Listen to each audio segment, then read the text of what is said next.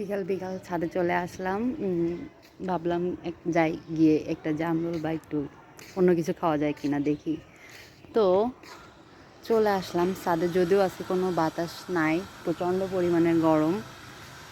তো পরবর্তীতে এই হলো আমাদের আম গাছ। আম গাছের এখানে আম কি দেখা যাচ্ছে, আমি আসলে সবগুলো পেড়ে ফেলছি।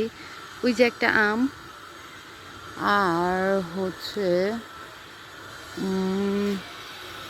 আর এই যে এই সাইডে ওই যে আরেকটা আম, ওই যে গাছের ফাঁকে, হ্যাঁ আশা করি বোঝা যাচ্ছে। এই দুইটা আম দেখে আমার কাছে মনে হলো এখনও এই দুইটা আমার চোখে পড়ে, এই দুইটা আম পাড়া যাক। তো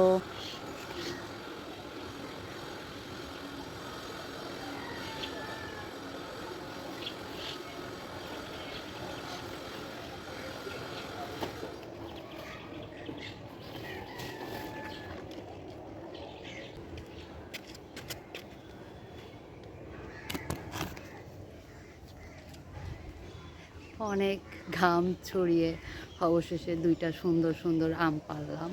এবং সো আল্লাহ হাফেজ।